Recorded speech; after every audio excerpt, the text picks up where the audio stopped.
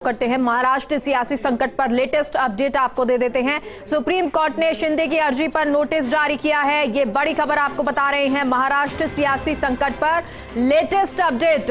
Supreme court ने शिंदे की अर्जी पर नोटिस जारी किया क्योंकि सुप्रीम कोर्ट शिंदे पहुंचे थे इससे पहले और उन्होंने याचिका दायर की थी। याचिका में कहा भी गया था कि समर्थन वापस विधायकों ने ले लिया है। 38 विधायक जिन्होंने समर्थन वापस लिया है। हालांकि राज्यपाल तक अभी इसको लेकर कोई चिट्ठी नहीं पहुंची।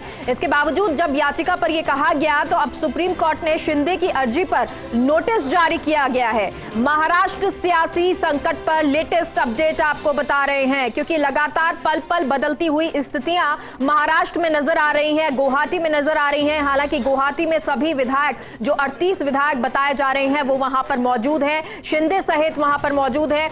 हालांकि जब डेप्यूटी स्पीकर की तरफ से जवाब सोमवार तक मांगा गया था उन सभी विधायकों से, 16 विधायकों से, उसके बाद अब सुप्रीम कोर्ट शिंदे पहुंचे थे और अब सुप्रीम कोर्ट ने शिंदे की अर्जी पर नोटिस जारी किया है। सभी पक्षों को सुप्रीम कोर्ट ने नोटिस जारी किया। महाराष्ट्र सरकार और पुलिस को भी नोटिस जारी किया। सुप्रीम कोर्ट ने केंद्र सरकार को भी नोटिस जारी किया है और अब इस नोटिस में क्या है ये भी आपको बताएंगे। सुप्रीम कोर्ट ने शिंदे की अर्जी पर नोटिस जारी किया है। सभी पक्षों को सुप्रीम कोर्ट ने नोटिस जारी किया। ये कॉपी नोटिस की नोटिस जो जारी किया गया है, लेटेस्ट अपडेट आपको दे रहे हैं महाराष्ट्र सियासी संकट पर क्योंकि आज का दिन बहुत महत्वपूर्ण, क्योंकि सुप्रीम कोर्ट में आज सुनवाई होनी थी और सुनवाई के बाद अभी सुप्रीम कोर्ट ने शिंदे की अर्जी पर नोटिस जारी कर दिया है। और हमारे साथ संवाददाता गौरव शर्मा जुड़ गए हैं। गौरव, नोटिस जारी किया गया है और शिंदे को और ना सिर्फ महाराष्ट्र सरकार, पुलिस को भी नोटिस जारी किया गया। क्या कुछ यहाँ पे रहा और नोटिस क्या? जी बिल्कुल, मैं बताना चाहूंगा कि यहाँ जो बड़ा सवाल उठा था वो ये था कि जो एमएलए की अयोग्यता का सवाल था उसके स्पीकर के राइट्स को लेकर सवाल उठे थे। क्या स्पीकर ये ऐसा कर सकते हैं या नहीं कर सकते। सेकंड थिंग ये थी कि जो स्पीकर ने जो भी प्रोसीडिंग किया उसे कॉन्स्टिट्यूशनल उसने प्रोसेस में लिया है या नहीं लिया है। तो एक तरीके से स्पीकर के लेकर सवाल थे, स्पीकर की कार्रवाई पर सवाल उठे थे और उस पर जो है सुप्रीम कोर्ट ने सभी पक्षों को सुनते हुए जो 2 तरह के नोटिस जारी करे, शॉर्ट नोटिस, जिसमें रिजॉइंडर जो साथ में है तो इस याचिका में शामिल लोग हैं उनको 3 दिन में और जो सामने वाला प्रतिवादी पक्ष है उसको 5 दिन में जवाब फाइल करना है। जवाब में वो ये अपनी बातें रखेंगे कि हमने जो मेल के द्वारा और जो अन्य माध्यम से नोटिस भेजे थे वो मतलब जो सूचना दी थी वो वेरीफाई हुई या नहीं हुई। और सेकंड महत्वपूर्ण चीज इसमें यह है कि जो राइट है, जो स्पीकर ने जो अयोग्यता का नोटिस दिया है वो 14 दिन का समय होता है। एक कॉन्स्टिट्यूशनली 14 दिन के नोटिस की बात आती है, लेकिन यहाँ 2 दिन में ही जवाब मांग लिया गया था। तो वो एक मुद्दा यहाँ पर बहुत बड़ा मुद्दा रहा कि क्या ऐसा हो सकता है या नहीं हो सकता। सभी पक्षों को सुप्रीम कोर्ट ने सुना है। फिलहाल कोई अंतिम निर्णय जारी नहीं किया है और 11 जुलाई के लिए मामला अभी लिस्टेड किया है। जी अच्छा, शिंदे के लिए कुछ सुप्रीम कोर्ट की तरफ से संदेश या फिर यूं कहें कि सुप्रीम कोर्ट में जब सुनवाई हुई तो उस दौरान कौन सा पक्ष जो है मजबूत नजर आया, क्योंकि याचिका तो खैर शिंदे की तरफ से ही दायर की गई थी। देखिए, जो महत्वपूर्ण पक्ष ये था कि सुप्रीम कोर्ट ने आज महत्वपूर्ण टिप्पणी करी थी कि कभी कभी जल्दीबाजी जो है अवांछनीय हो जाती है। ये बहुत बड़ी टिप्पणी थी सुप्रीम कोर्ट की, जो सुप्रीम कोर्ट ने ये बात कही कि जल्दीबाजी अवांछनीय हो जाती है। इसके 2 अर्थ है। एक तो पहला पक्ष ये था कि जो सुप्रीम कोर्ट ने जो डिप्टी स्पीकर ने जो नोटिस जारी किए थे वो बड़ी जल्दीबाजी में जारी किए थे। एक तो एक कोर्ट का इशारा ये था और दूसरा इशारा ये था कि जो फाइल की गई है पिटीशन वो बिफोर हाईकोर्ट होनी चाहिए, बॉम्बे हाईकोर्ट, वो सुप्रीम कोर्ट पहुंच गई। तो ये दोनों इशारे किए गए सुप्रीम कोर्ट की तरफ से और ये बताने की कोशिश करी गई कि इस मामले को जल्दबाजी में लिया गया था। बहरहाल हम ये कह सकते हैं कि दोनों पक्षों को सुप्रीम कोर्ट ने बड़े बारीकी से सुना है। किसी भी पक्ष को कोई ज्यादा तवज्जो न देते हुए सिर्फ जो संवैधानिक बातें हैं वो रखी हैं और यहाँ पर जो पक्ष है वो दोनों का ही समान अभी फिलहाल दिखाई दे रहा है, क्योंकि अभी केवल बातें सुनी गई है और एक पक्ष का जवाब मांगा गया है। तो अभी इनके एफिडेविट से प्रूव होगा कि कौन सा पक्ष मजबूत है और कौन सा पक्ष कमजोर है। जी गौरव, क्योंकि अभी बातें सुनी गई हैं, 11 तारीख तक का समय दिया गया है, लेकिन अभी जो डेप्यूटी स्पीकर की तरफ से जवाब की बात कही गई थी कि सोमवार तक जवाब दाखिल करना था, तो क्या अब ये जवाब दाखिल करना होगा शिंदे गुट को?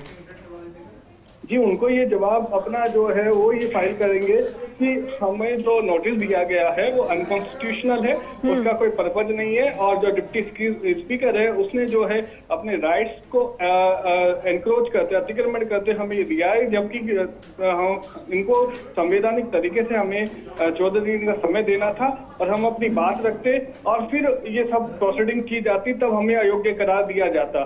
तो ये शिंदे गुट की तरफ से कहा गया है, जो कि कानूनी रूप से सही है, तार्किक है, लेकिन कुछ पक्ष ऐसे थे, जैसे अभिषेक मनु सिंघवी और दातार की तरफ से ये रखा गया था कि जो कर्नाटक और अन्य जगह पर जो इश्यूज हुए थे वहां पर सुप्रीम कोर्ट ने उनकी पिटिशन को सुना नहीं था, वो सीधी लोअर कोर्ट हाई कोर्ट में ही चली गई थी। तो यहाँ जो दो महत्वपूर्ण चीजें हैं वो ये है कि सुप्रीम कोर्ट पहुंचना तर्कसंगत नहीं है, दूसरा जो हाई कोर्ट है वहां पर वो एकनाथ शिंदे क्यों नहीं पहुंचे। जी गौरव, देखिए अभी क्योंकि 11 तारीख का समय है, 11 जुलाई आगे की सुनवाई होगी, लेकिन क्या उससे पहले उद्धव ठाकरे या डिप्टी स्पीकर कोई कार्रवाई किसी तरह की, ये जो 16 विधायकों को नोटिस दिया था उस पर कर सकते हैं, या फिर किसी तरह की कोई कार्रवाई हो सकती है, कोई और कदम उठाया जा सकता है तब तक?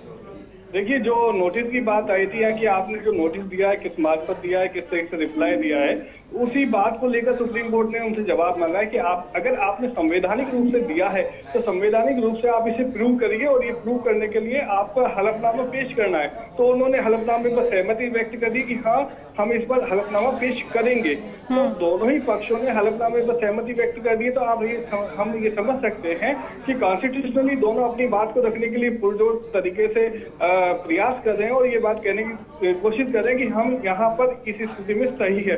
तो अभी हम ये नहीं कह सकते कि कोई भी जो है डिसीजन किसी भी पक्ष की तरफ से कोई मजबूत हो रहा है। फिलहाल तो ये अभी कोर्ट के पास है मामला, और जिस पर फिलहाल कोई निर्णय अभी होता दिखाई नहीं दे रहा है। जी ठीक है, सुप्रीम कोर्ट ने अपने पास ही ये मामला गौरव रखा है या बॉम्बे हाई कोर्ट के लिए शिफ्ट करने के लिए कहा गया है, कुछ ऐसा?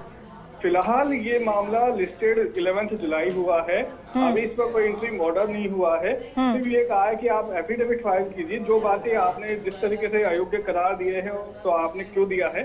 और दूसरी तरफ से एकनाथ शिंदे ने उनको डिप्टी स्पीकर की नियुक्ति को चैलेंज किया है, तो उस पर वह अपना जो है रिप्लाई फाइल करेंगे। उनके साथ एक मदर गोगावले हैं, जो दोनों ने जो प्ली फाइल की है वो अपनी बात को रखते हुए एफिडेविट फाइल करेंगे, और इधर डिप्टी स्पीकर की तरफ से और महाराष्ट्र के जो बागी विधायक हैं उनकी तरफ से भी रिप्लाई फाइल होगा, और सारी बातों को देखा जाएगा और उन पर जो है सुप्रीम कोर्ट विचार करेगा कि इस विषय को हम सुन सकते हैं या नहीं सुन सकते। उसके बाद वो बॉम्बे हाईकोर्ट जाएगा। गौरव, क्योंकि याचिका में ये कहा गया कि समर्थन वापस ले लिया है जो 38 विधायक हैं, ये याचिका में कहा गया था, क्या इसके अलावा और भी कई पॉइंट और भी बिंदुओं पर प्रकाश डाला गया था? याचिका आपसे एक बार जानना चाहेंगे, क्या याचिका दायर की गई थी? याचिका में दो बड़े मुद्दे थे। एक तो जो सिर्फ दो ही मुद्दे थे जिनको लेकर ये याचिका फाइल की गई थी।